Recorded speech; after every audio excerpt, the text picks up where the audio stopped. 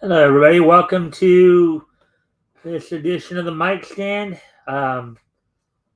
As we want to give people a chance to come in, I'm going to step away from the computer for a moment, take care of some things. As we're waiting, I'll put some music on and hopefully have some people here in a few minutes. We'll get started with the show soon. Just want to give people, as I said, just want to give people a chance to pop in. Um, oh,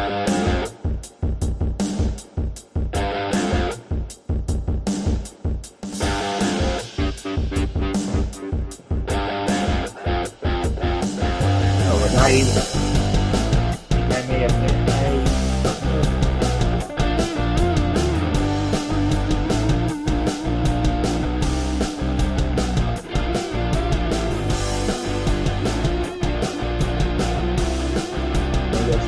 Yes, that was it. Anyway, right now.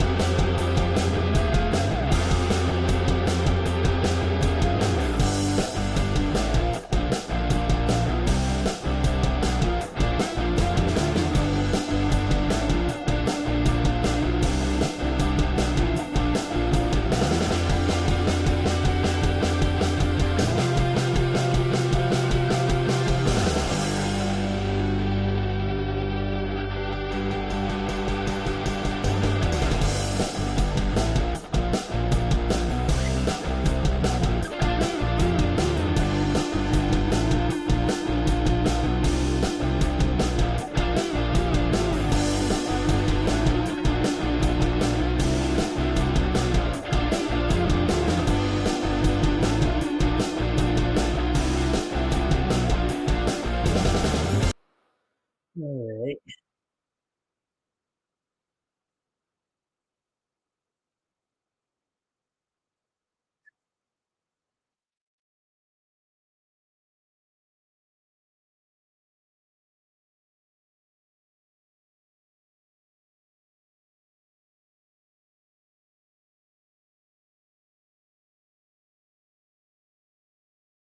Alrighty then. There we go. So with that, so as I said, we're just waiting for a few minutes to get people's minutes come in. We're already up to 2 minutes, so probably in a couple minutes here we'll talk more about what's on tap for tonight.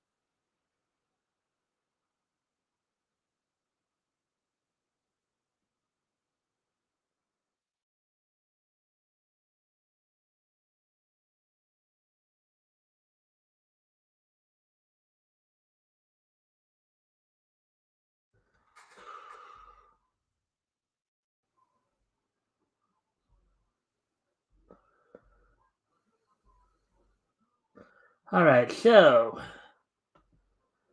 let's see now. Get along, gang, get along, gang. Each one is special in their own way. Coming about a get along, gang, get along, gang. Get up with a get along, gang. When you know it's okay. Get up with a get along, gang. Oh, get up. Hong Kong Fooey, number one super guy. Oh, look like somebody came in and gave me a like, which I thank you for that. Do appreciate that. Hong Kong Fooey, number one super guy. Hong Kong Fooey, quicker than the human eye. Chicken chong, chicken chong, chicken wong wong bang. Hong Kong Fooey, you're terrific. Hello, you fool, I love you. You want to join the joyride? Join the joyride, yeah. Yeah, actually, what just well, let's see. Okay, so we're coming up on 8 minutes now. So here's what's on tap for tonight. We're going to be, we're of course going to be, we're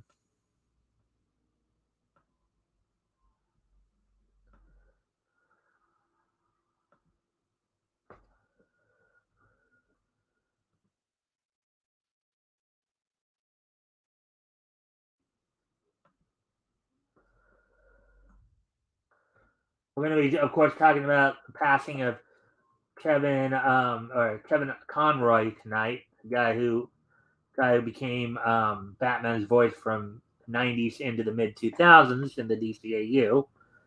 Also going to cover an interview from Bass Reeves.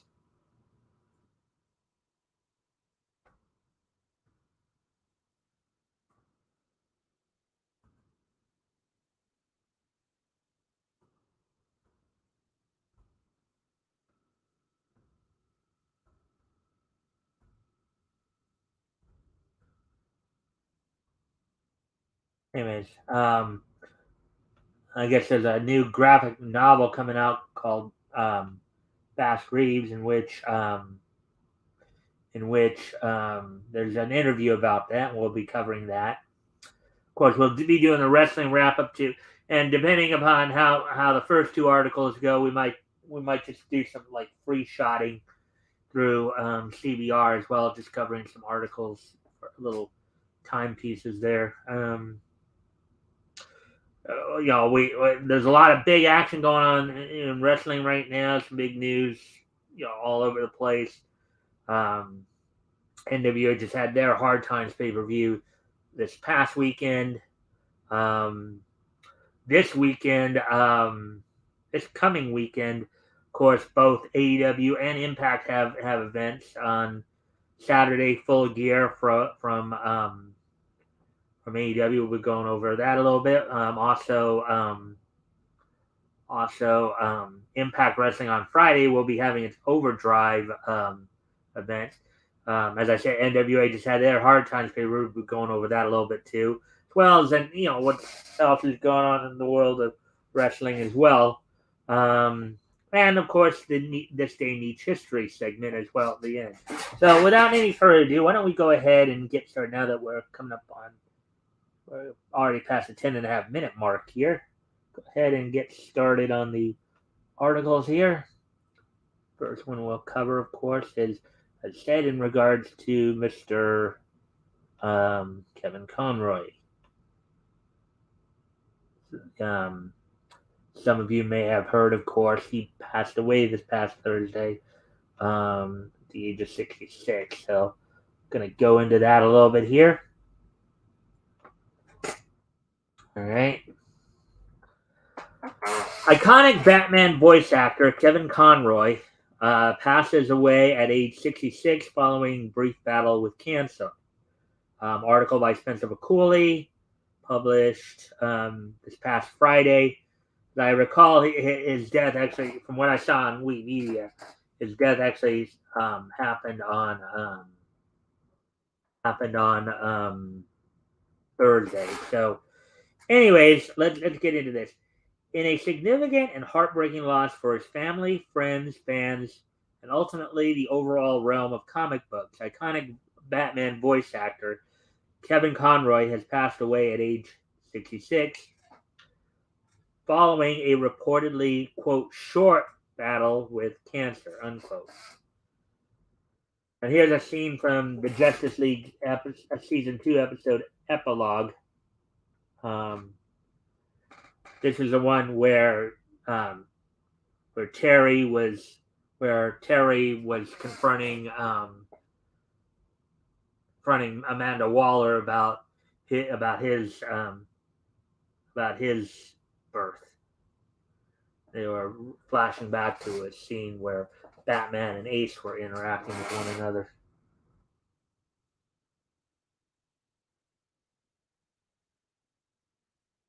News of Conroy's passing was first made public. First made public. Let's see. Oh yeah. First made public on November 11th, courtesy of his fellow Batman the Animated Series voice actor Diane Pershing. Of course, Diane was Poison Ivy on Batman. She also had some other roles, including Crystal Kane from Centurions as well. So you might remember her from that as well. Taking to her Facebook page, the voice of Poison Ivy announced to her followers, quote, very sad news, our beloved voice of Batman, Kevin Conroy, died yesterday.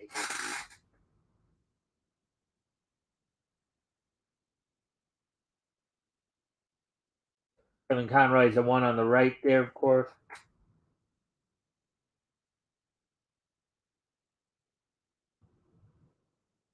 And I think are some of the. I think these are pictures that Diane was sharing. Oh, he's been ill for a while, but he really put in a lot of time at the cons to the joy of all of his fans. Unquote. She added, sharing various photos featuring Conroy, Robin VA, Lauren Lester, Batgirl VA, Tara Strong, and herself. So basically, that's who that's him, Lauren Lester.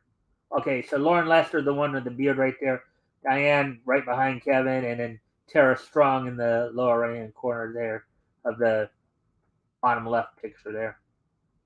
Quote, he will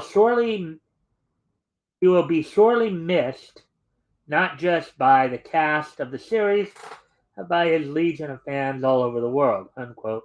Pershing concluded, quote, R.I.P. friend, unquote.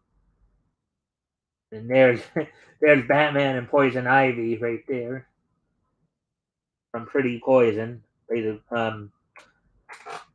Poison Ivy's first appearance in the series.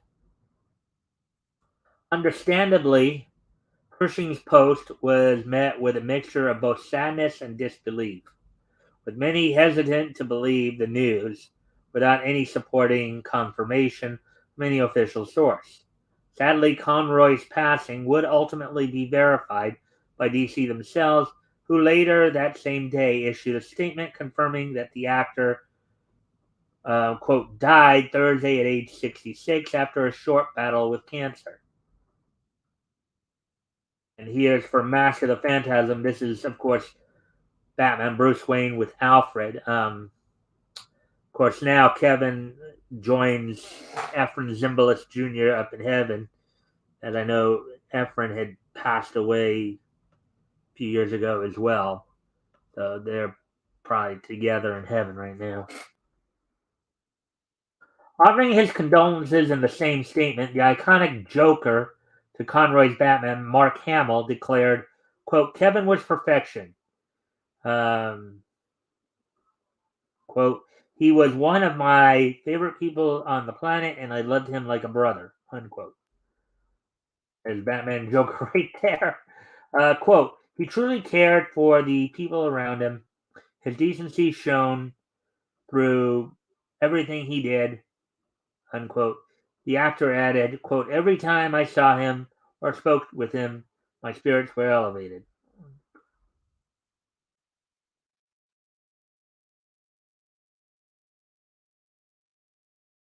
Quote, Kevin was a brilliant actor, unquote, Hamill continued.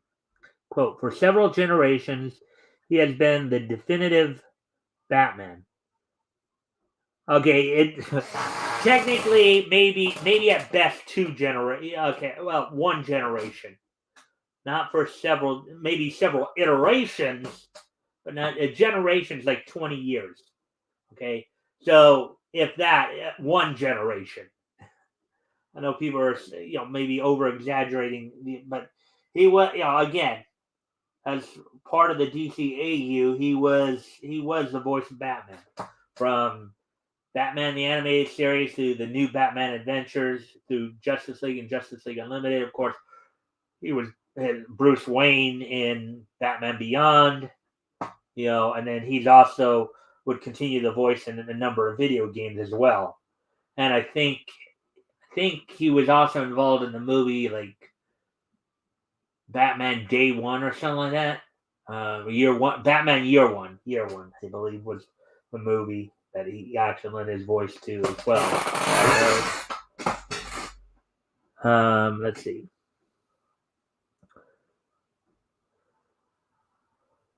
It was one of those perfect scenarios where they got the exact right guy for the exact right part, and the world was better for it.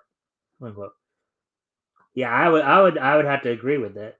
Quote: his rhythms and subtleties, tones and delivery that all also helped inform my performance. Unquote. The animated clown prince of crime said, quote, he was the ideal partner. It was such a complimentary creative experience. I couldn't have done it without him. He will always be my Batman.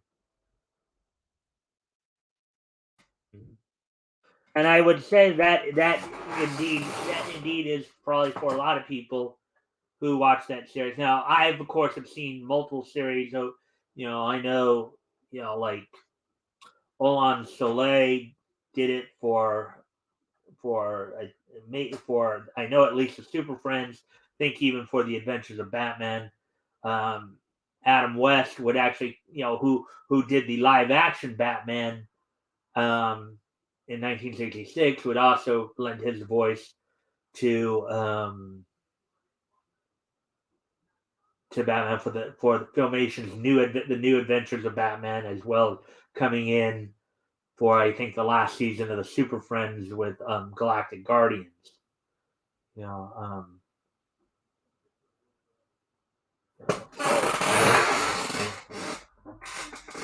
likewise, Batman the Animated Series producer Paul Dini um, praised how, quote, Kevin brought a light with him everywhere, whether in the recording booth, giving it his all, or feeding first responders during 9/11, or making sure every fan, whoever wanted, whoever waited for him, had a moment with their Batman, unquote. Quote, a hero in every sense of the word, unquote, he described of Conroy. Quote, irreplaceable, eternal. Yeah. his performances as in the throughout the DCU were classic. I'm sure many people will. I'm sure many people will remember him fondly.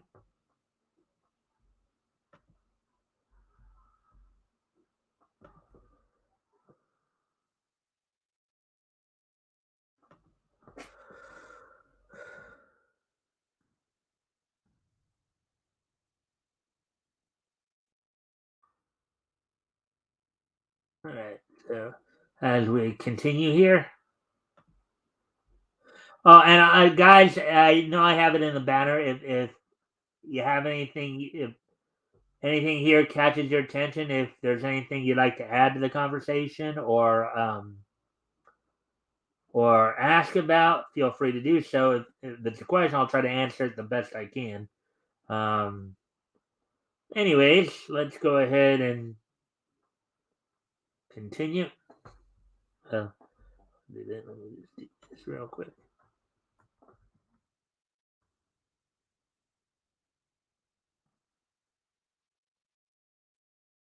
And let's get back to the article here. Andrea Romano, the renowned Emmy-winning casting director, who originally cast Conroy in his career-defining role as the Cape Crusader, recalled how, quote, Kevin was far more than an actor whom I had the pleasure of casting and directing. He was a dear friend for 30 plus years, whose kindness and generous spirit knew no boundaries, unquote. Quote, Kevin's warm heart, delightfully deep laugh, and pure love of life will be with me forever, she said. And there's a let's see, and there's from Justice League Unlimited in the final episode there, Batman and Superman. Of course, Superman was voiced by George Newbern in Justice League Unlimited. I believe this is a scene at the very end where, as we get kind of the final cast send off, where you see everybody running down the steps of the watchtower and all that.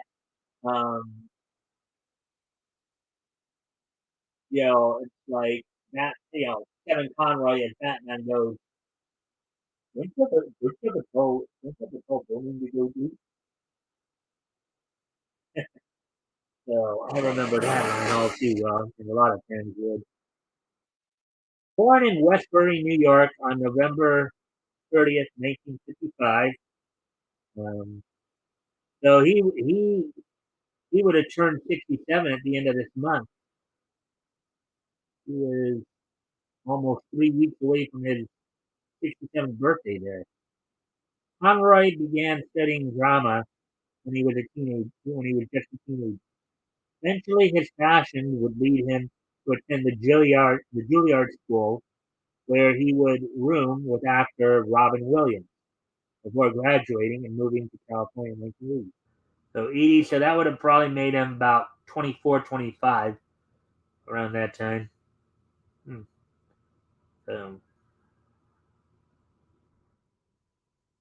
Robin Williams, as many of you remember, was classic comedian, probably Mork from Ork, and also a um, number of his movie roles, um, of course, including Popeye in the live action version, as well as like Mrs. Doubtfire. He was even, let's see, I was even thinking about this the other day. He was don't remember the exact name of the movie, but I remember it was the one where he was playing the psychologist opposite Matt Damon. I just can't remember what that particular movie was. But hey, once in the Golden State, Conroy began to pick up various acting gigs, including a role as Jerry Glove on the NBC soap opera Another World, and multiple stints performing Shakespeare at the San Diego's Old Globe Theater. Following a few years on Broadway, performing in such works as Lolita and Eastern Standard, the actor would return to television in 1985, securing starring roles in Dynasty and O'Hara. O'Hara, as I recall, was a crime drama that starred Pat Morita, as I remember.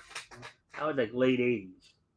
And making various guest appearances in such series as Tour of Duty and Cheers.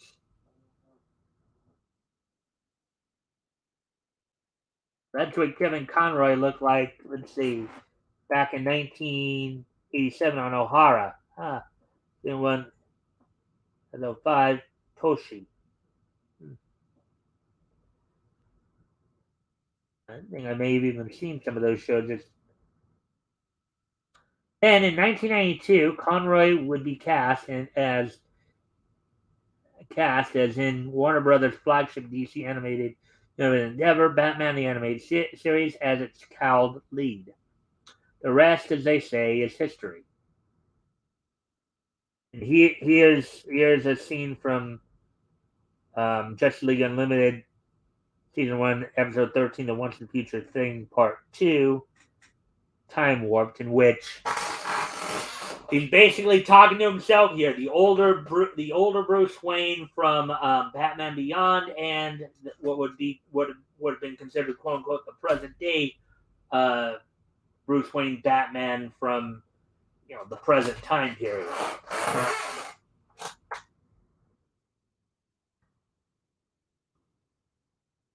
See if anybody said anything. Um,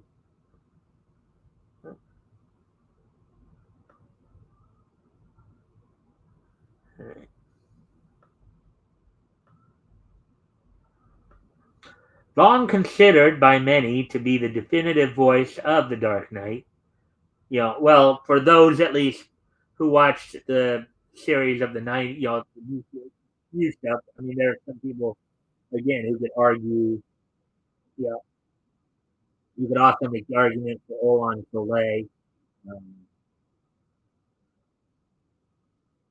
as well. Olan Soleil as well as Adam West. You make arguments for those two as well. Um, Conroy would go on to reprise his role in Batman for a number of different projects in the years to come. In terms of animation, he would voice the hero across the extended DCAU, various movies, including Justice League Doom, Batman Assault on Arkham, and Batman the Brave Soul, albeit in the last as the alternate world Batman of Zurin Ah, rather than the actual Batman himself. Yes, and for those of you who remember The Brave and the Bold, it was Peter Vader who actually had taken over the role of Batman for that series. Peter Vader prior to that was Zeta from the Zeta Project, which is also included as part of the DC AU universe. Uh, to become an acquaintance and ally of Terry McGinnis Batman. And there's a scene of and then Batman, the Super Batman of Planet A. Conroy would also bring the character to life in a majority of video game outings, such as Rocksteady's Arkham series, Neither Realms Injustice line, and most recently, WWE's free-to-play fighting game Multiverse. Yeah, I think I did see that as the last. And also, as I mentioned, I think he was also in the Year One Batman Year One movie. I think in 2012 as well. His tenure as the Caped Crusader was also not limited to merely voice work. And I remember last night when we were talking about this on RJ's show. I know James brought I think this point up to what I'm about to read here. As Conroy would portray the Bruce Wayne of Earth 99, a version which took heavy inspiration from the brooding billionaire's appearance in Mark Waid and Alex Ross's Kingdom Come in the CW's live action Crisis on Infinite Earths Arrowverse crossover. Yeah, so here he is as Bruce Wayne in the Arrowverse Um,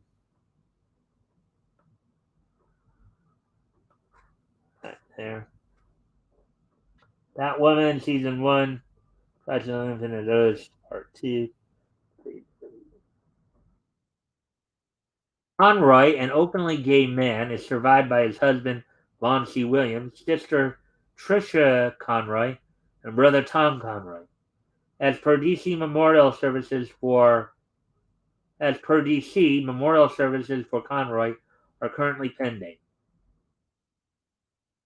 All right, so that's all for that. Now, before, of course, I move on to the next article here, I would like to offer up. Um, Before we do go on to the next article here, I'd like to offer up a moment of silence to remember Mr. Conroy. I've been enjoying it. He had many fans over the last 30 years. And, he's thinking of his family and friends at this time. And that's not well.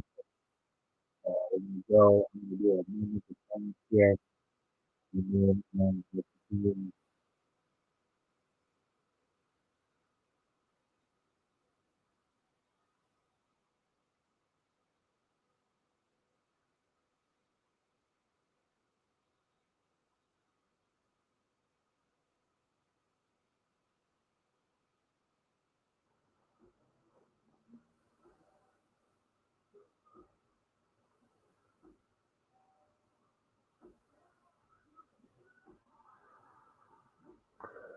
All right, so there we go with that.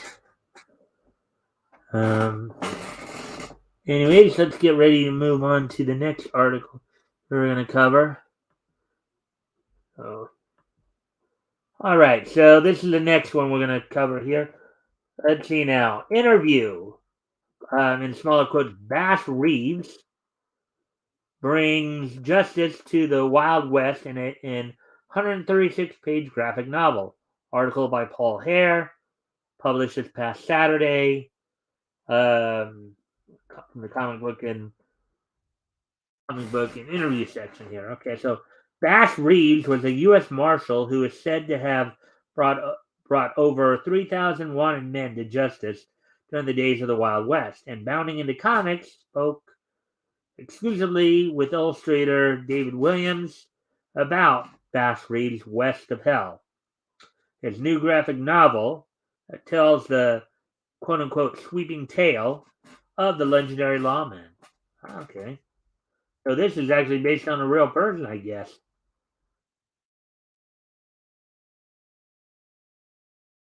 Williams, of course, isn't the only one responsible for the book. Kevin Graveau authored it. Eric Weathers lettered it. Gabe Elteeb and Kesley Shannon are the colorists. So the graphic novel collects 6 issues of the Bass Reeves comic book, including 3 that have not been released in physical copies. All told, the Allegiance Arts and Entertainment crowdfunded book is set to have 136 pages. Wow. Looks like, well, thank you to the new subscriber who just subscribed to me. I hope you enjoy the content. Hope you're um, and also, just as a reminder, if anything grabs your attention here, feel free to comment on any of the material we talk about. Ask questions. If I can, I'll try to answer the questions as best I can. But anyways,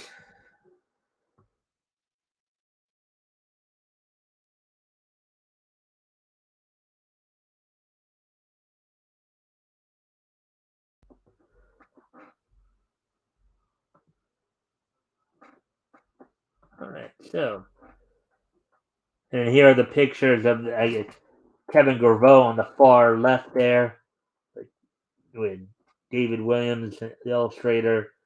There's Gabe Elteeb,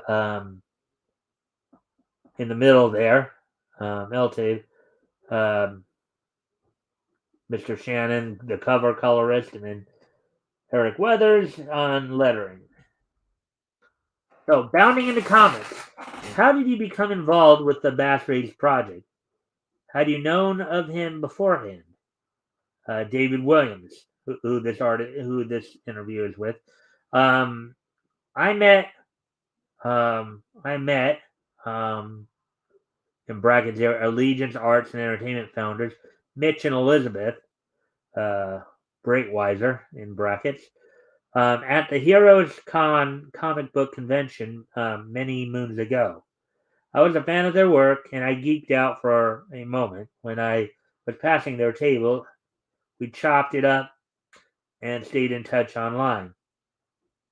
As for knowing about Bass before meeting them, yes, I was ruminating about 10 years prior and was thinking about doing my own book about him.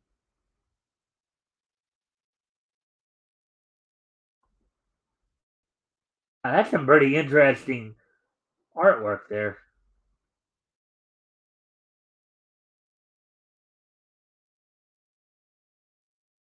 Um, you know, I was a tad embarrassed that I learned about him so late in life.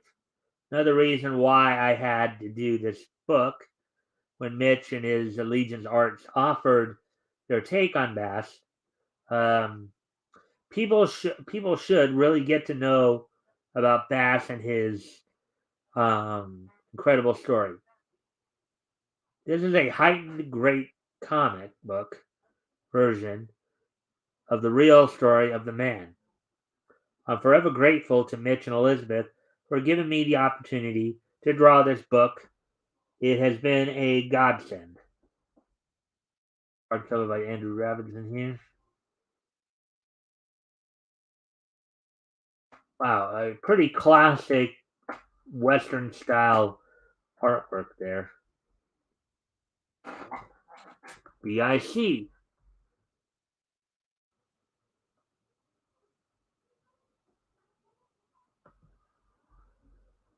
BIC. The Western genre is quite different from the superhero illustrations that you are known for. How did you handle that transition, and what inspired yourself for this book and for its simple protagonist? Did Williams respond? I'm an artist that gets bored quick, so I'm changing things up in my approach each project. I blame the fact that I work in animation and consumer products, bragging for why I'm always looking for the next thing visually to tackle. Um, those types of jobs require you to have a very malleable style from job to job.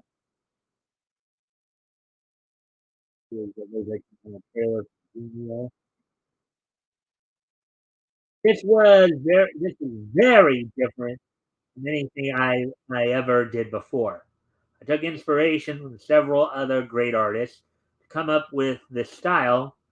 Ernie Barnes, Robert Valley, um, James Hewlett, and Andrew Robinson. I had to because I didn't want to work I didn't want to look like a typical Western comic that is unrealistic and drowned in sepia tones. This needed to be a little more funky to stand out. Also, I can't compete with the great Allegiance art talent, Mitch, Butch, Geist, and Kelsey Shannon. It's Kelsey or Kesley? Because I've seen it in both. Um, I had to do something drastically different for my book to stand out amongst the powerhouse of talent. Bang, bang, pow, pow, pow, pow, bang, bang. Uh,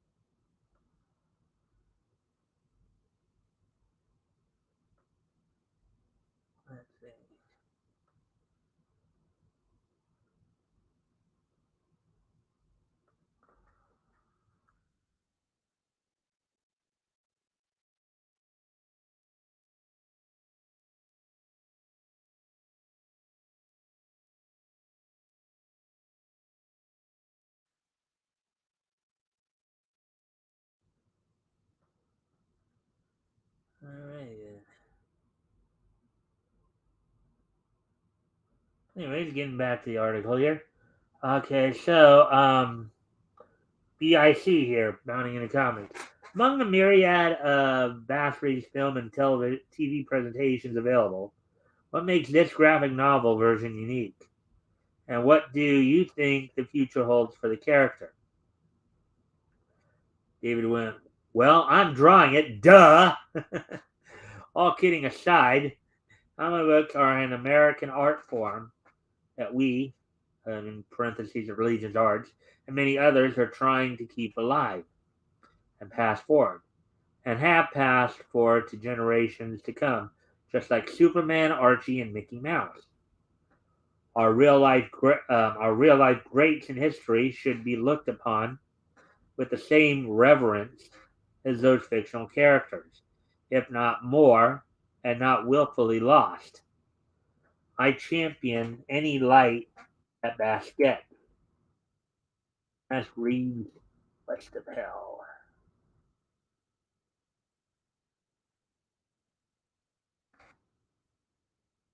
Counting in a comic. What did you find most challenging about the project and how did you overcome it? What was the most fun? Draw and then David Ruin's response, drawing it, drawing it. Uh drawing it, I guess all answered all three questions there. Counting in a comic. What about Basley's story inspired you and what in parentheses, if anything, do you want readers to take away from the book?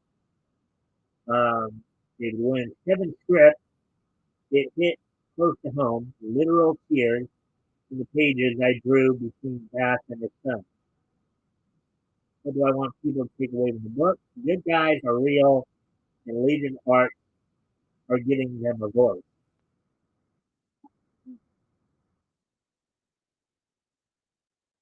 Bass Reeves, West of Hell, is set for fulfillment in February 2023, and you can still support it on Indiegogo through as in demand status.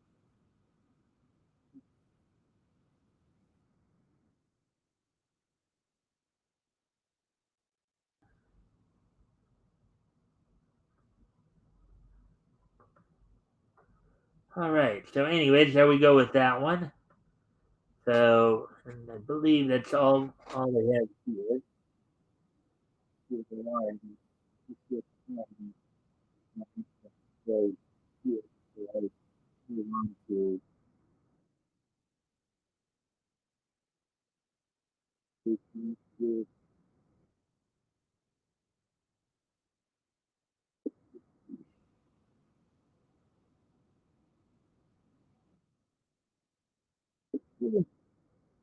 All right. So, let's see.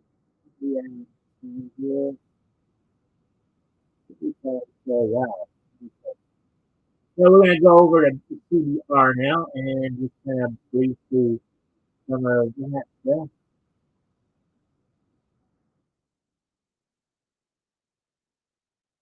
Over the there. All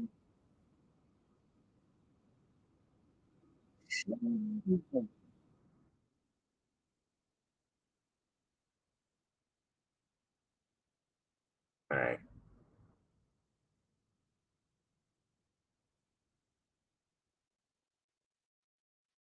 All right. Well, here's.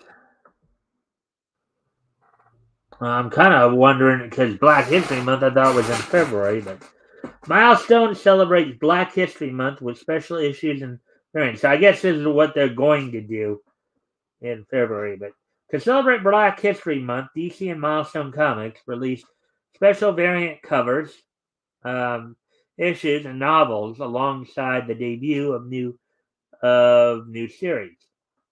Article by Sean Griffin, published 13 hours ago. Uh,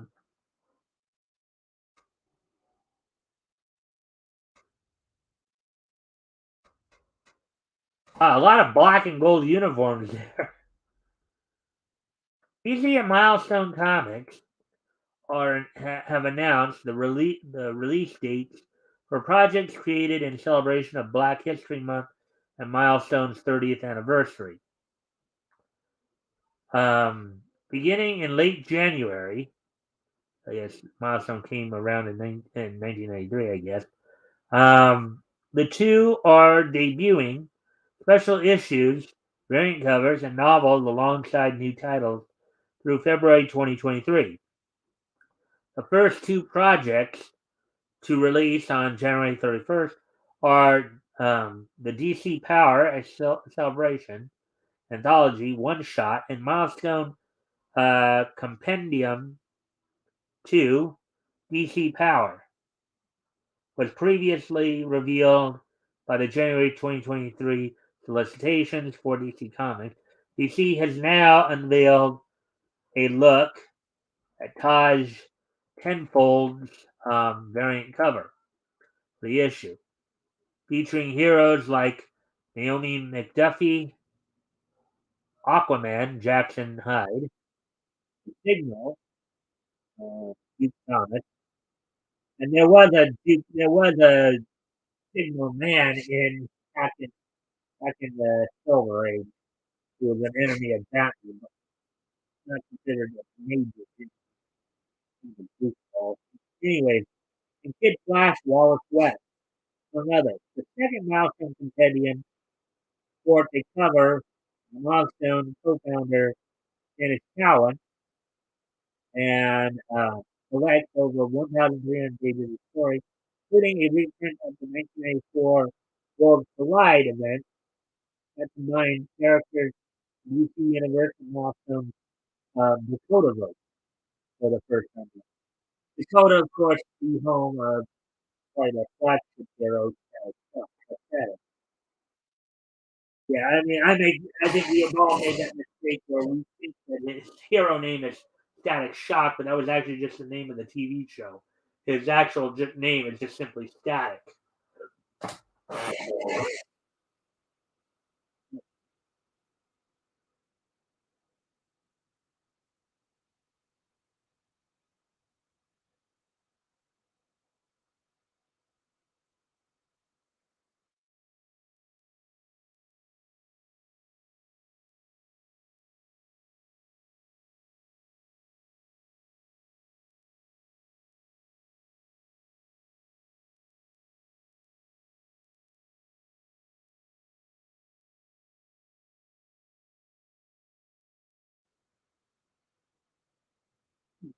Mhm.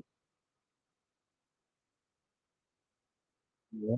A week later, on February 7th, the new Static Shadows of Dakota miniseries and the DC Universe by Dwayne McDuffie both launched.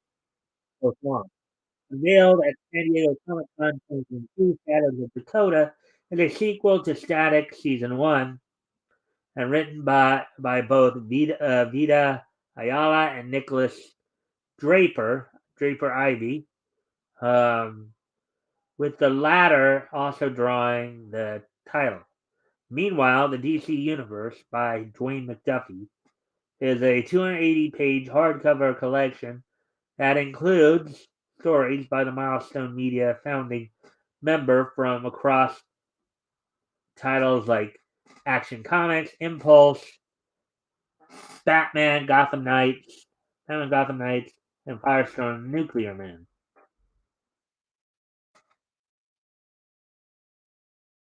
Five-issue event, Icon versus Hardware, is the focus of February 14th, Valentine's Day.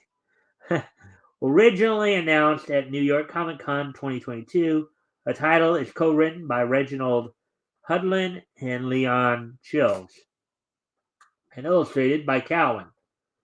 A description of the series details that the two Milestone heroes will be at odds with one another after Hardware discovers a time machine while searching for Icon's crashed spaceship.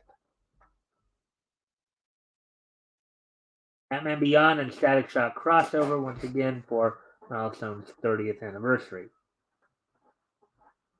The last project listed by Milestone for February is the anthology one-shot Milestone 30th anniversary special, announced at New York Comic Con, set to go on sale February 21st, 2023. Celebrating the company's creation in 1993, the special issue features stories focusing on Milestone year's heroes such as Static, Rocket, Icon, and Hardware, including one where Milestone's modern heroes come face to face with their 90s versions caused by the character Rift.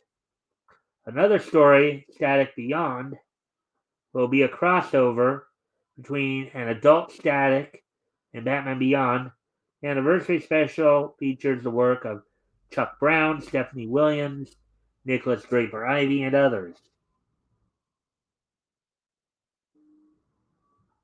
And I guess this is these are some of the artwork features here. For Black History Month, DC will also be releasing a number of variant covers in 2023, spotlighting the company's Black superheroes. Issues that will have these variant covers available include The Flash, number 792, I Am Batman, number 18, Black Adam, number 8, Lazarus Planet Omega, number 1, Wonder Woman, number 796, and Action Comics, number 1052, illustrated to focus on heroes like Cyborg, Nubia, and John Henry Irons. Readers can look out for these variant covers and Milestone's upcoming releases across February 2023. All right, let me just see.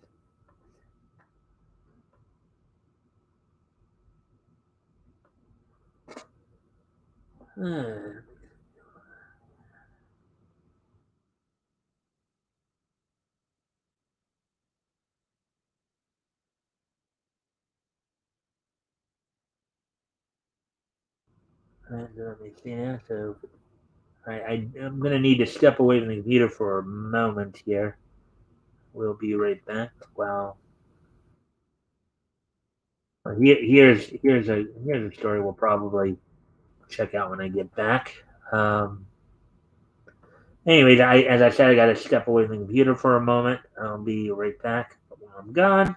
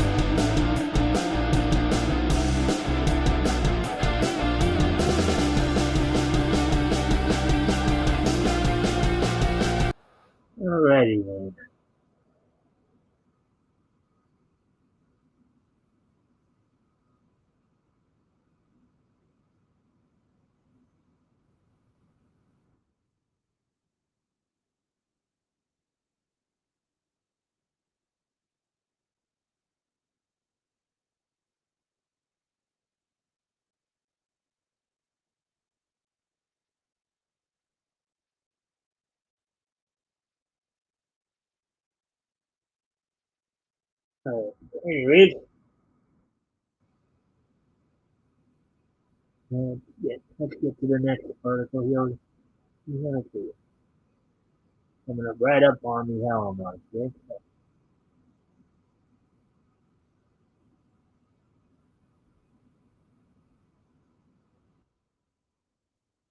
All right.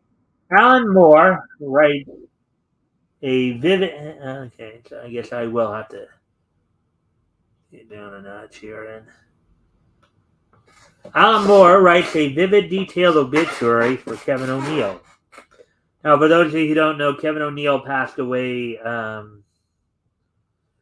like a little over a week ago, like 11 days ago.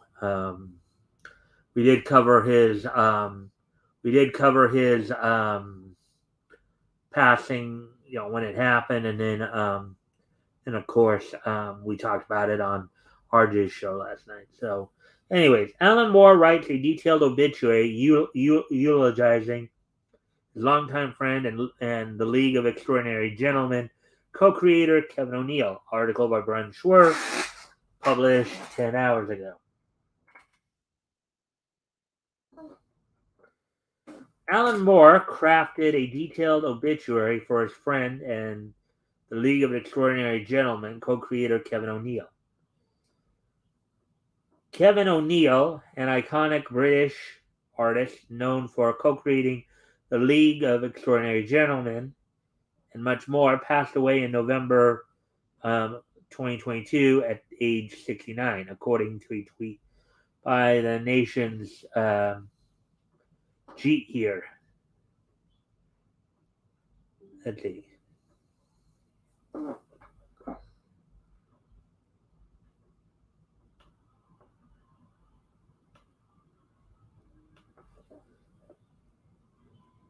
Moore was asked for an obituary statement about O'Neill from the New York Times. Quote, Moore, being Moore, he wrote a lovely 800 words, far too long to use. Here's tweet. Here's tweet reads, quote unquote, here it is.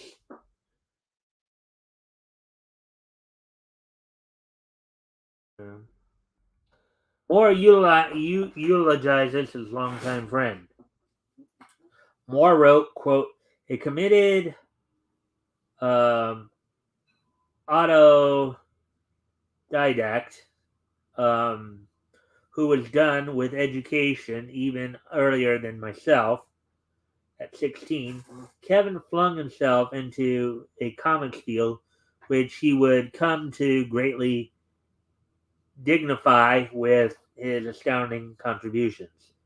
Working as an editorial assistant on the British juvenile weeklies, they were then going through a golden age of innovative energy. He quickly learned both the industry's glories and its brutalities, studying the line work and the shading effects of the masterly artist whose signature he was being employed to remove from their work with whiteout. Okay. Uh, Quote, nobody drew like Kevin O'Neill. As a result of one of our more innocuous collaborations, Kevin received the supreme compliment of having his entire artistic style, whether he was drawing a table leg or a baby carriage, ruled unacceptable by the American industries, then extant Comic Code Authority. And we did read into that a little bit as well. When I was putting together my formative ideas for the League of Extraordinary Gentlemen in the lead out groove of the last century, I quickly realized that nobody save Kevin was qualified to present such a dizzying range of characters, periods, situations, and styles with a vitality and ingenuity that the narrative, a ridiculous mashup of all human fiction since classical antiquity, seemed to demand. Thus began what I think was perhaps the longest, happiest, and most productive partnership of either of our careers.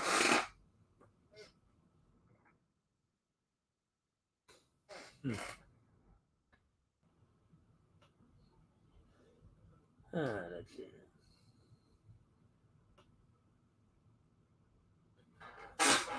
Quote, working with him was an honor, a pleasure, and an education.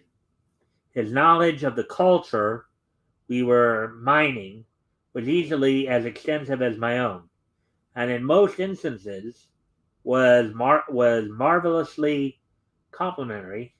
Um, some of the best ideas in the series originated in Kevin's idle mentions of, for example, the rather one-sided literary spat between George Orwell and Billy Bunter, creator Frank Richardson, which provided much of the storyline for our elaborate source book, The Black Dossier. Quote, he was also one of the warmest, funniest, most erudite and most courageous people that I've ever met. During what we both suspected was our final telephone conversation, we got to say goodbye properly and take pride in what we'd accomplished with perhaps the only ongoing work in comics history to be deliberately brought to a satisfying ending by its creators, rather than being run into the ground or abruptly discontinued by its publishers. At one point in our heavily weighted dialogue, I remarked that in over 20 years of working together, we had never had a crossword or disagreement. Kevin agreed, pointing out that we'd never had sex. Oh boy. And that he was immensely grateful for both of these things. Okay. Okay. I'm going to miss him like I miss sunsets. In the words of English music hall legend Max Miller, quote, take a good look, missus. You'll never see another one, unquote. Okay, that exchange was a bit off, but hey, whatever. Uh, oh boy. Anyways, before we see where we're at on time here, number seven. Oh,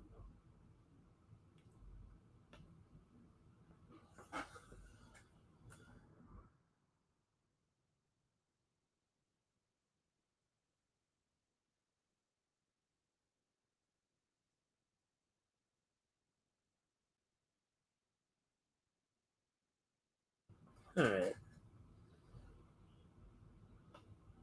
Let's see what else there is to talk about here. Hey, Marvel add this.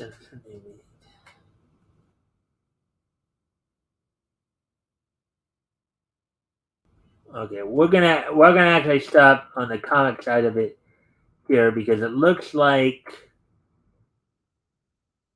they do have some. So there's DC releases, and the release stuff usually goes a little bit longer. So we're gonna save those for tomorrow. We'll probably let's see. Let's go through the TV news here, see if we can find any animation news.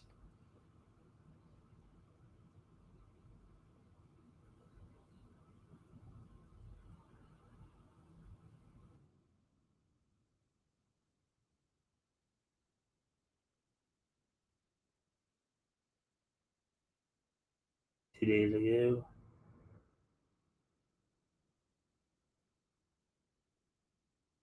Let's see.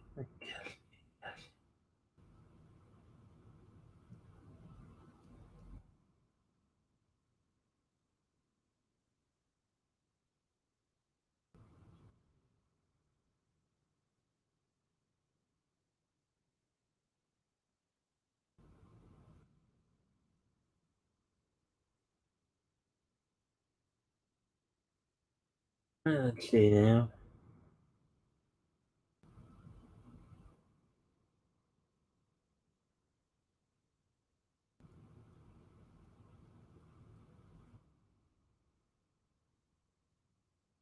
Let's see if there's any animation news here.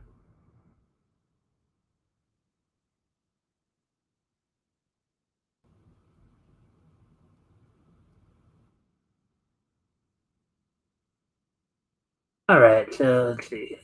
Anime.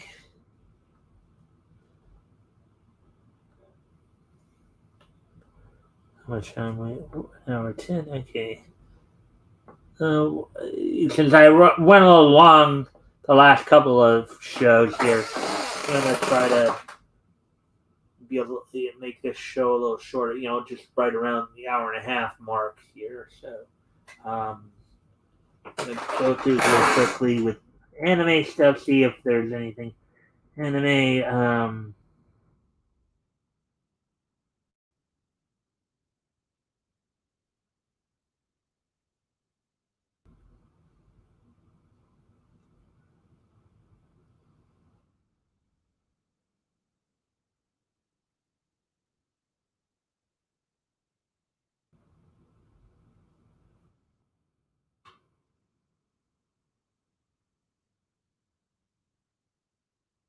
One Punch Man, Kaizen Theory, Gojo. Alright, let's see.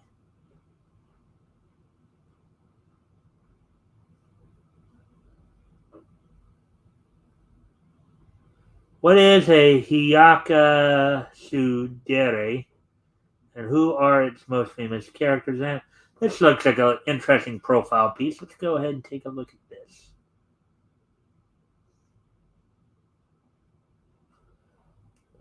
Very interesting, kind of formative.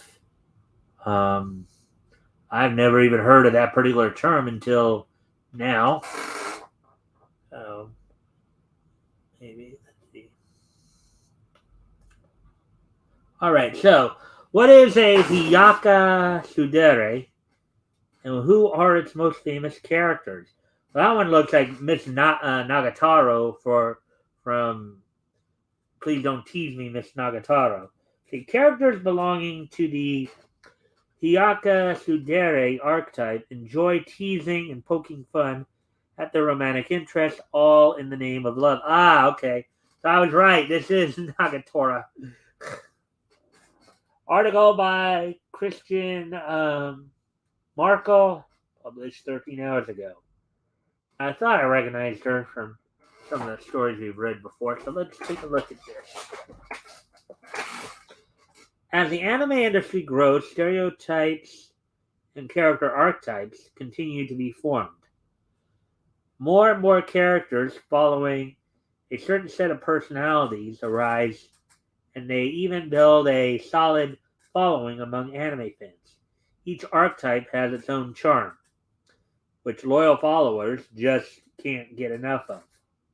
One example of this is the Hyaka Sudere archetype. The Hyaka Sudere is just one of the many other anime character archetypes. While the term is mostly used to describe anime and manga characters, some characters from Western media also perfectly fit into this role.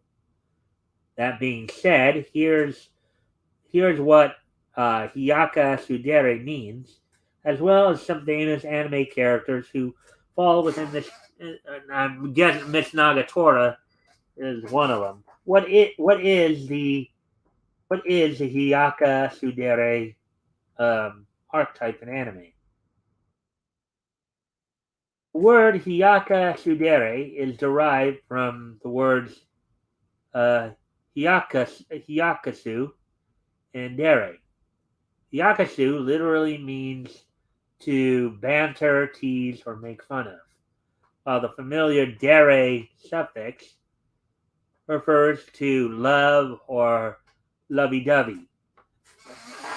As in tsundere, yandere, Hyakasudere, you know, kind of the idea there.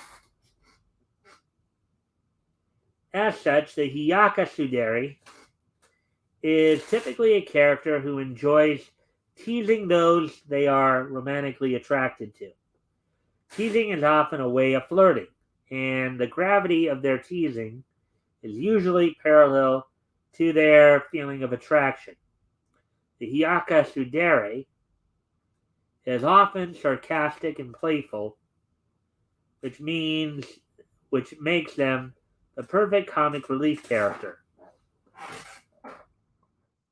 Hiyaka Tsundere shares similar personalities with other dere archetypes and can be deemed a milder version of the Erodere. While the Hiyaka Tsundere teasing mostly falls within romantic bounds, the Erodere's advances are more sexually seductive in nature. Um, yeah, Eros meaning more romantic love, let's see.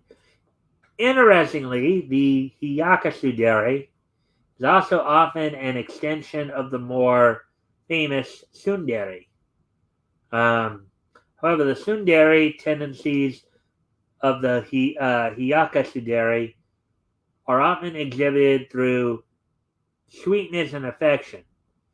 A more extreme version of Hiyaka Tsundere is the Sado Dere, who enjoys inflicting pain, either physical or emotional, on their romantic. So a little sadomasochism going there, huh? Popular Hiyaka Tsundere anime characters.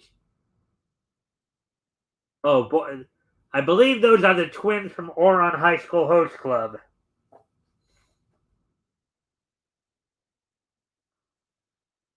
Hikaru and Kaoru, I believe. The Hiyaka Tsundere is often featured in romantic anime, though their appearance is not limited to any one genre. The Oron High School Host Club's Itachi twins, that's who I was referring to there, are great examples of this archetype. Both Hikaru and Kaoru enjoy teasing those they are fond of, mostly their club members.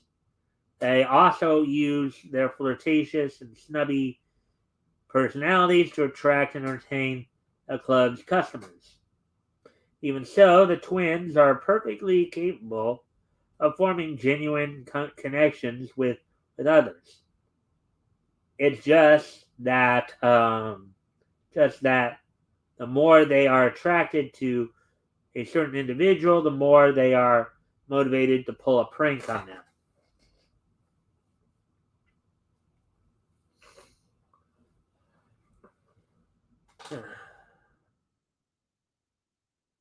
Don't toy with me, Miss Nagatoro. That's who I was referring to earlier. Tora's titular character is another Hiyaka Tsundere, and she is the perfect example of it too. Nagatoro loves bullying her senior, Naoto, um, simply because she has sweet feelings for him. She enjoys calling him a creep and mocking him, though her teasing is greatly lessened after she realized her feelings for him. Even then, she still can't help poking fun at her romantic partner every now and then. While the Hiyaka Tsundere often comes off as playful, their feelings for their romantic interest are genuine. The reason they often tease them is to get their special someone's attention. However, it doesn't always work. They are sometimes misunderstood, leading to them becoming the series' comic relief. Yeah, I could see that happening. There are some of us out there who may not necessarily pick up the cues quite as quickly. So,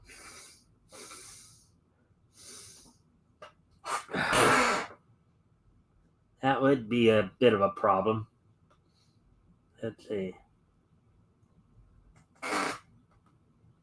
We're up to an hour 20 now. All right, so I think this is where I'll start to wind things down a bit. Well,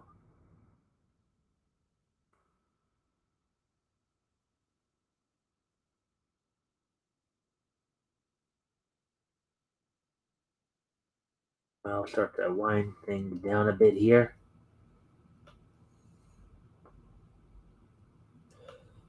And now, so now what we'll do is we'll get into the wrestling roundup here a bit, as we do have quite a bit of wrestling news to go over. Um,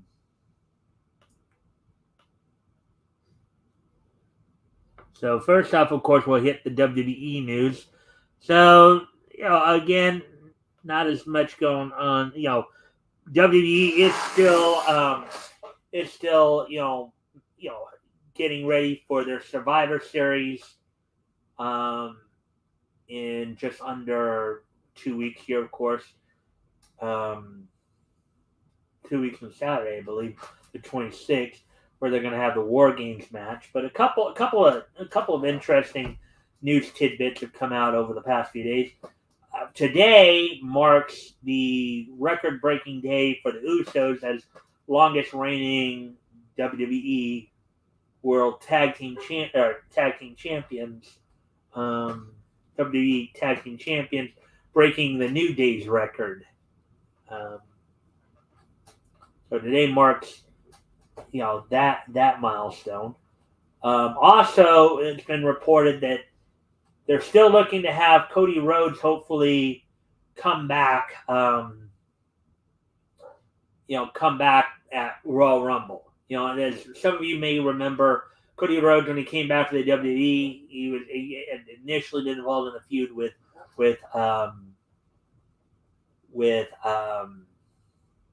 Seth Rollins, but prior to that cage match he had with Rollins, he tore his pectoral muscle, and he went into that match, with a big nasty bruise on his right chest, on the right side of his chest there. So apparently StreamYard is a little delayed a little bit there. Anyways, yeah, so it looks like his recovery is still going fine.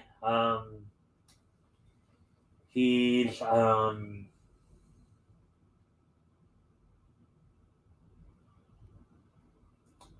they're still looking to have him come back on the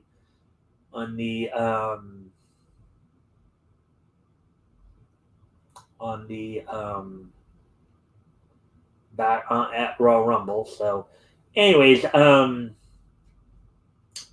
AEW now. AEW's got it. Now we'll move on to the AEW news, of course, as AEW this weekend will be having its Full Gear match. Full Gear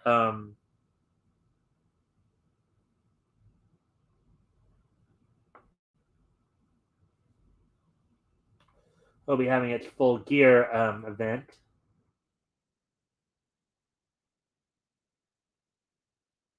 Let me see. The main event for that night will be John Moxley defending the AEW World Title against MJF.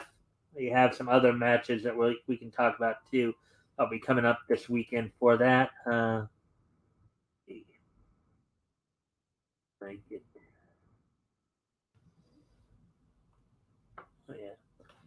So the main event, will see John Moxley defending the AEW World Title against MJF. The finals of the World Title Eliminator Tournament to determine who will next face the winner of the World Title match will be held on that night. Also, the Ring of Honor World Title will be defended as Chris Jericho will defend in a 4-way match against against Bryan Danielson and Claudio Castagnoli of the Blackpool Combat Club, and Sammy Guevara, his stablemate in the Jericho Appreciation Society.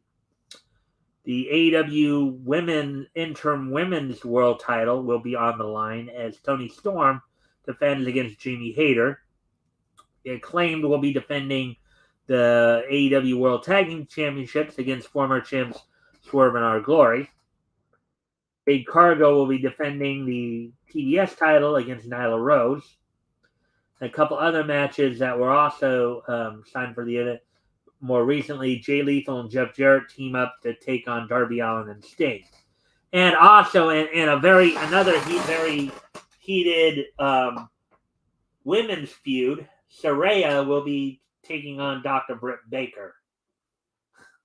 And that thing's been kind of heating up recently, with Saraya coming into AEW. So that's all happening there. And then on the 0 hour, on the pre-show, the 0 hour, where let's see if there's anything that was signed for 0 hour yet. Nope. Now, leading up to that event will be, of course, Dynamite and Rampage. Let's see what they have scheduled for. See what they have scheduled for those. On this Wednesday's Dynamite, you have, let's see, Chris Jericho and Sammy Guevara of the leading into their fatal four-way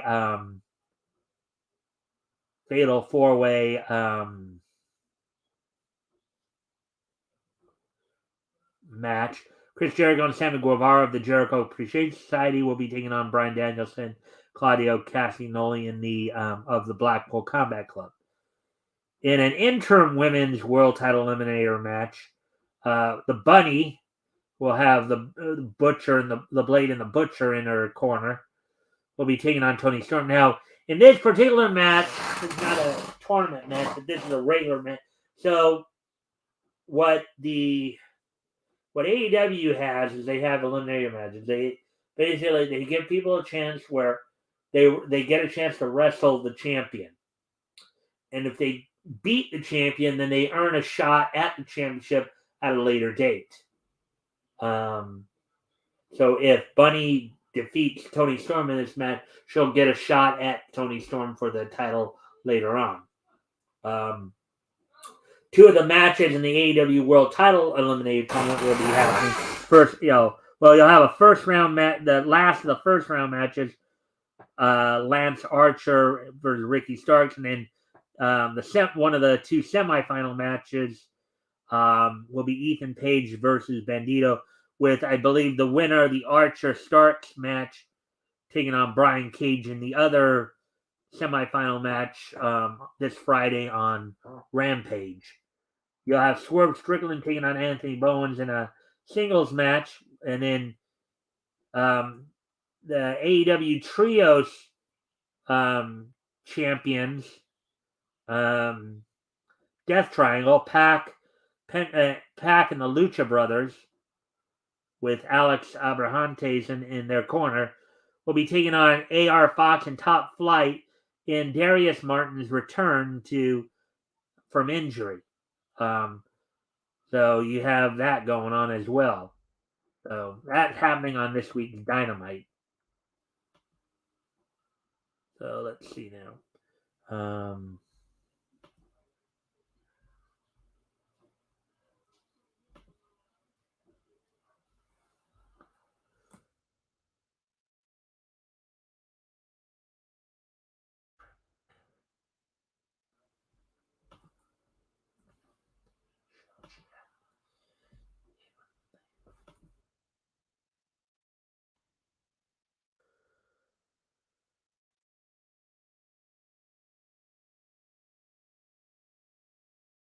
Anyways.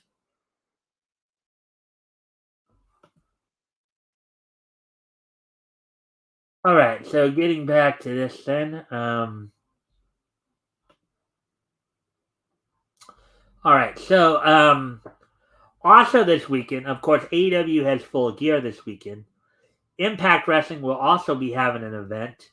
That event being Overdrive this Friday night in Kentucky. Of course, signed for that event includes in the main event, Josh Alexander defends the Impact World Title against Frankie Kazarian, who decided to cash in on Option C. Option C is a clause in a champion's contract that you hold a championship. If you choose, you can choose to voluntarily give up the championship you currently have in order to get a title shot at a higher title.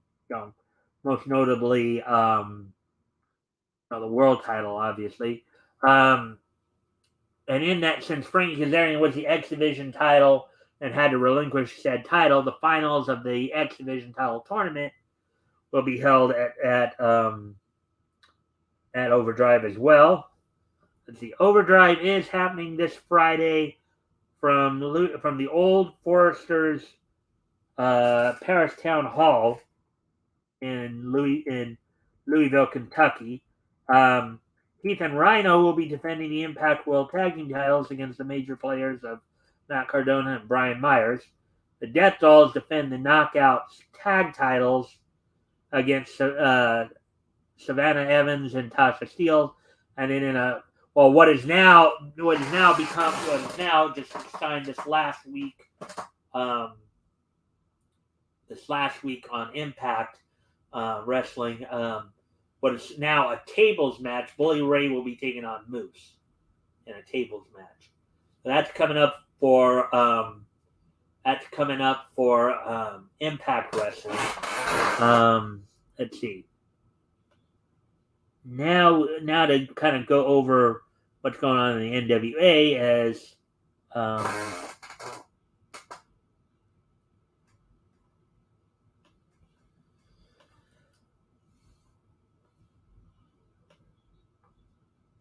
we have some news from the NWA here. Now, this past weekend, they had their Hard Times event from Las Vegas. I believe it was Las Vegas.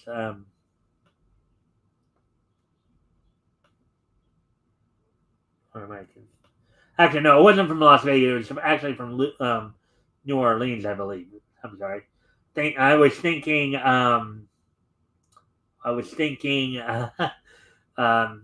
Impact there, but anyways, this past weekend from Hard Times in New Orleans, Joe Galley and Tim Storm on commentary there. There was a kind of a co-production of the National Wrestling Alliance along with Wildcat Pro Wrestling. Maxie Impaler defeated. Let's see, in the main event, you did have a new NWA World Heavyweight Champion crown as Tyrus became the new NWA World Champion, defeating Trevor Murdoch and Matt Cardona in a triple threat match. Camille retained the women's title in a triple threat match. La Rebellion retained the NWA World Tag Team titles over Hawks Ari, father and son duo of Luke and PJ Hawks. Pretty Empowered retained the NWA Women's World Tag Team title over Maddie and Missa Kate. Scion retained the national title over Dak Draper. Pictures retained the United States Tag Team titles over the Spectaculars. Kerry Morton actually became the new NWA Junior Heavyweight Champion. Let's see. Davey Richards retained the Major League Wrestling's National Openweight Championship over Colby Corino, and some of the other undercard matches included Maxie Impaler defeating Natalia Markova in a casket match, a Voodoo Queen casket match. Question Mark number 2 defeating Question Mark with Aaron Stevens in his corner in a Masters match. Wonder who Question Mark 1 is. Drillbilly Cyrus defeated Otis. And now, originally, this was supposed to be Nick Aldis versus Odinson. However, there have been some issues between Nick Aldis and Billy Corgan, in which Aldis has, made public his discontent with the creative direction of NWA. He did give his notice, and then after he gave his notice, now his contract is up December 31st. And supposedly now this is not an angle, this is for real. So he has now been suspended by the NWA for the remainder of his contract. So you'll probably not be seeing Nick. And the thing is, Nick Aldis, you got to remember, was a 2-time NWA World Champion with the company. So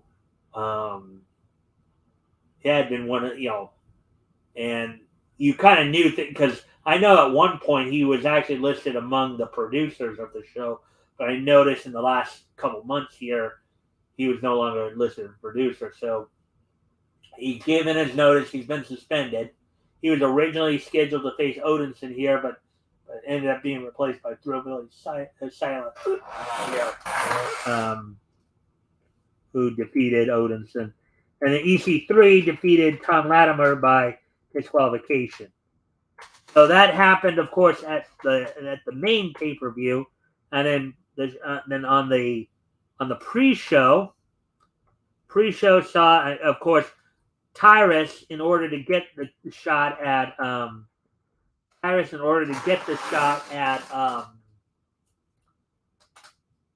Trevor Murdoch, had to relinquish the television championship, which he did, and the television champion was crowned here on the pre-show, in which Jordan Clearwater defeated the legacy AJ Kazana. Now, also, number one contenders match for the television title was also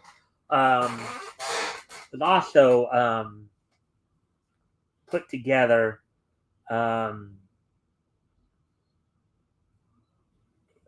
What actually opened up the pre-show, in which Big Strong Mims defeated the other half of the Country Gentleman, Anthony Andrews. So Mims right now would be considered. Now the thing was, Mims had already won the number one contendership.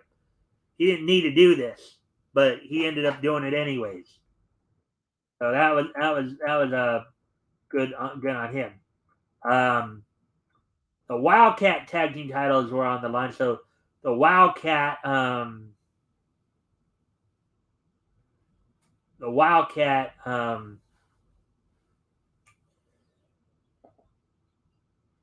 tag they were Slime Season.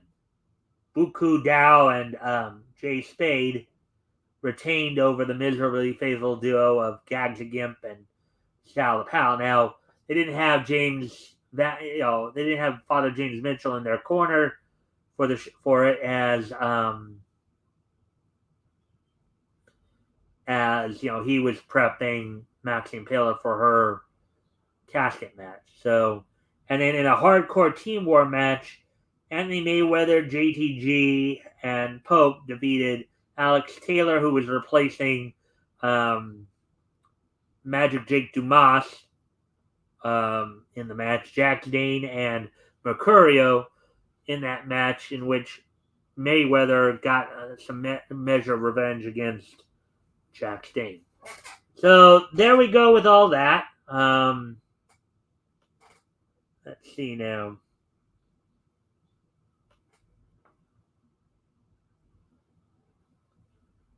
So what we do have here.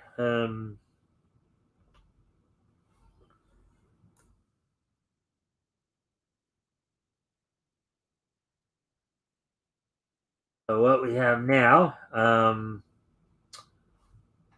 We now are winding down here a bit. I went a little longer than anticipated, but anyways, so now we're gonna finish things off with this day in each history. Let's see. All right, so without any further ado, Today being Monday, November 14th, 2022. Why don't we go ahead and take a look back at this day, each history. History! And the first thing, of course, I want to do is I'd want to wish a happy 70th birthday to a couple of voice actors. Um,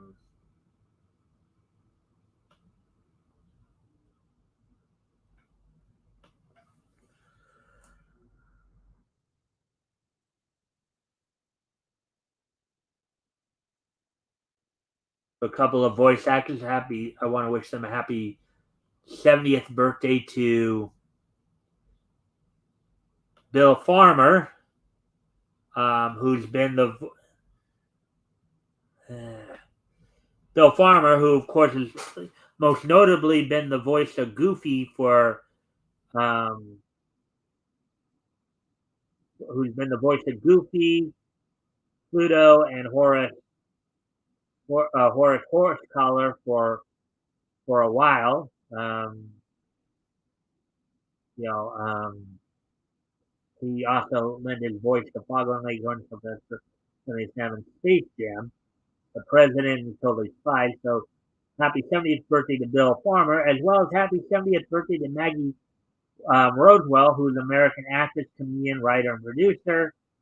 Probably best known to most fans for her roles on The Simpsons, voicing such characters as Maud Flanders, Helen Lovejoy, Joanne Van Houten, Mrs. Hoover, and many other and various other characters. So happy 70th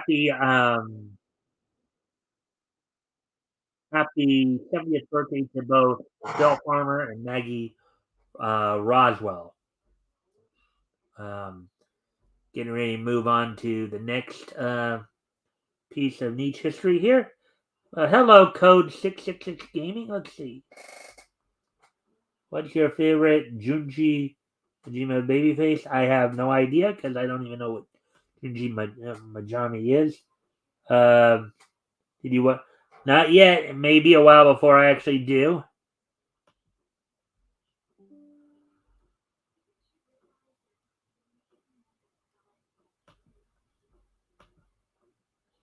Let's see. What's your favorite Ocean Productions dub? I like quite a few of them. What's my favorite Ocean production? Well, say the one that I probably like the most is Project Orange. I'd say that one's the one that probably made the most impression on me. Um, will there be more Canadian dubbing? Um, I think now it will be consolidated primarily through Ocean. You know, Ocean was the main studio, and then for a while there, Blue Water, which was a subsidiary of Ocean over in like Calgary, they were doing some dubs for a while there. But I think even now, a lot of the Calgary-based voice actors are doing remote work for Ocean and Vancouver. So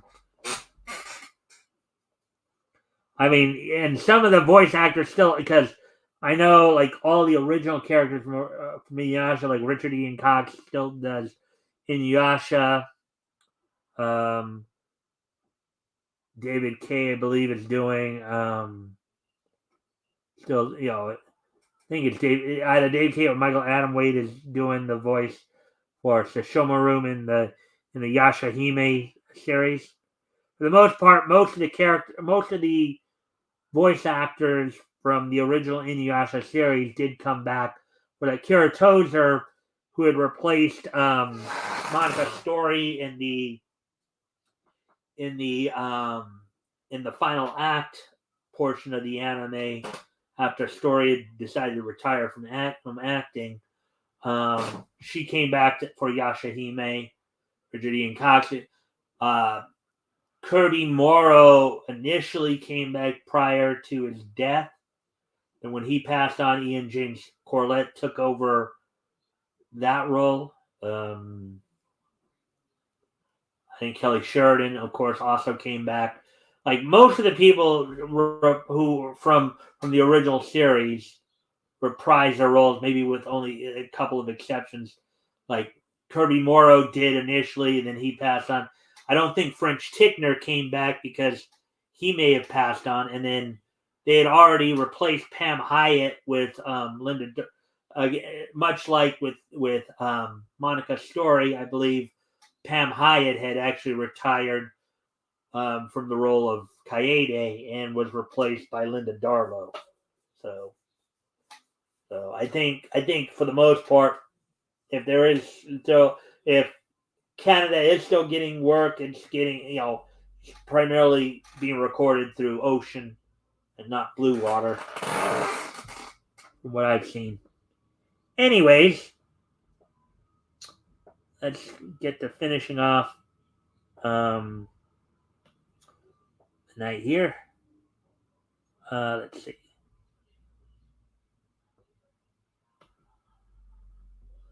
Moving on to our next piece of niche history here.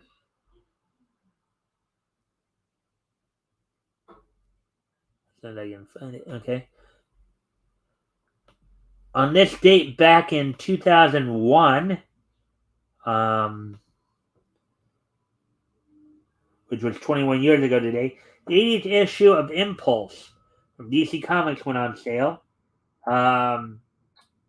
Story titled Sometimes a Hero, written by Todd Dezag, penciled by Carlo Barberi.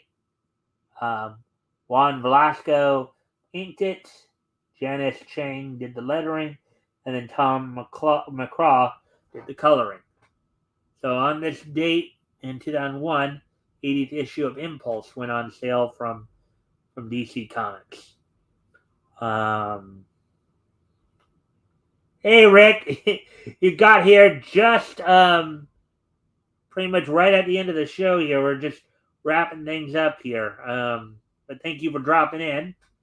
I actually did go over some stuff from Batman earlier. Or not Batman, but Kevin Conroy. Oh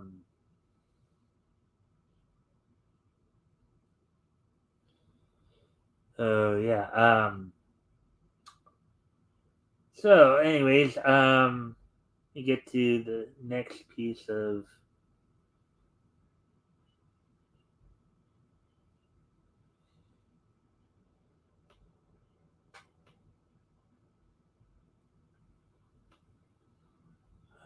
Yeah.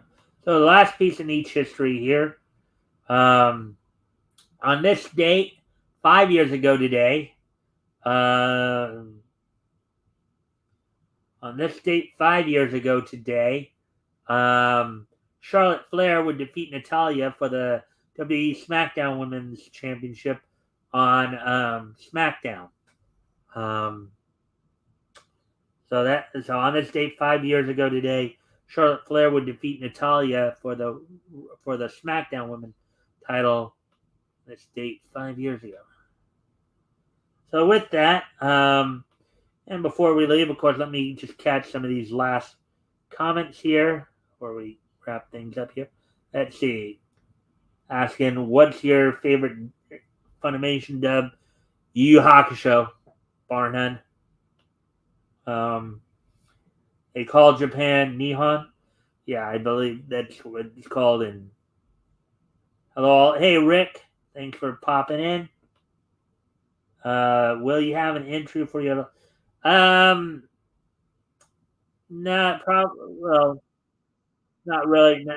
The technical stuff like that is not really my forte. Um, did you watch the Mario? No, I didn't watch the Mario trailer. Anyways, guys, thank you all for being here. So a lot of you guys came late, but I'm glad you did drop in, and you can always catch the replay if you want to go back and see all the information that we covered in the video here. This Friday, of course, Um, this Friday, um, I'll have Tim Olson with me co-hosting, and we'll be looking. We going back over, going back down comic book season. We finish up June of our coverage of June 1939, and we will be looking at comics that went on sale from Quality Comics. I'll be introducing everybody, of course, the Invisible Hood. We're also reading some Black X, some Charlie Chin, and some and the Clock. So, with that, I thank everybody for being here. I hope everybody will be back here tomorrow. Bye. Bye.